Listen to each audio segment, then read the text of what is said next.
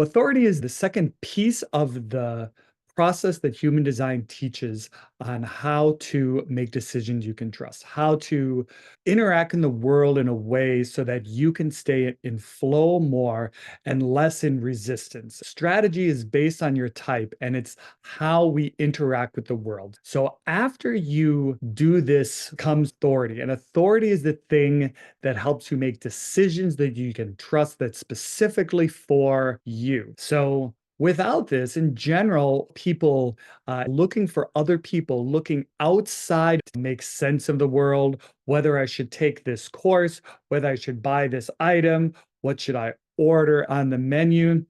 We're looking outside. I, in fact, do this a lot. I've got a subscription to Wirecutter, and I love looking outside of me to really decrease the mental load. Now, that's really well and good for things that don't really matter too much. But really, we should be using something that's specific for me, a personal way, because really we're all unique, right? If I'm looking at someone else to have them tell me whether I should make this purchase, whether I should do this thing, I'm taking my power and giving it to someone else. And this is the crux of human design. We're bringing the power back to ourselves. This idea we should be making decisions rationally. We should be making decisions from the mind. And in reality, the mind is never the authority. It doesn't matter what their type it is, doesn't matter if you have a bunch of activated centers in your head, in your ajna, doesn't matter. The mind is never the authority for yourself. It's never, it should really say, never an inner authority, how I make a decision. Now, however, the mind is great at being an outer authority for other people. So if you have especially a lot of activation in your heads, perhaps you are expressing how you recommend people should live their lives. That is being an outer authority for other people. And that's not what we're talking about here. It's about making decisions for yourself.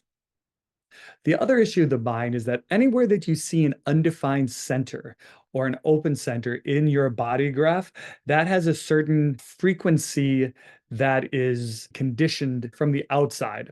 And so the mind is going to say, for example, if you have an open willpower, it might say, you're not worthy. You better take this course because then people will see you and recognize you for yourself. But until you do that, then people aren't going to recognize what your value is. These are mental things. And so you can't turn this thing off. The mind, it's not meant to be quiet. This is a result. The mind can quiet as long as you stop listening to it for making decisions. And so the process of that is to start becoming aware of when the mind is telling you to do something, especially if you should do something, and then check with your strategy and authority. Listen to the mind, say, thank you, mind, and check with strategy and authority. Check with strategy and authority. Sacral authority. It's a in the moment, yes or no answer. It comes from the gut. So if someone says, follow your gut, following your gut is a fantastic strategy specifically for people that are sacral authority. We see this a lot. It's really interesting to think about these best practices, like follow your gut. What does your gut say? And I suspect that these things were created by people that were sacral authority, that they realized following your gut is a great strategy for them. And so everyone should do this. Everyone should follow their gut. But no, if you're emotional authority and you follow your gut, you may have a sacral response. Try to follow your gut. If you're at the high peak of the emotional wave, it won't give you the right answer. And most of the places, it won't give you the right answer because there's this powerful energetic motor which is affecting this sacral answer. So the sacral authority comes classically with a uh-huh or a uh-uh. For me, this is my authority. There's a movement of energy it feels, or perhaps some goosebumps, or perhaps something. It's dependent really on the person.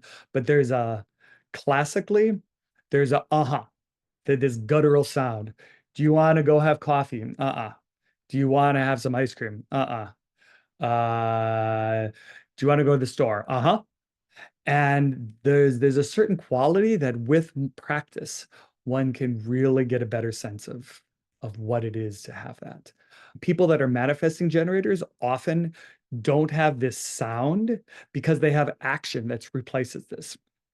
I've talked to really recently a few manifesting generators, and they both have a lot of success doing muscle testing, especially standing up.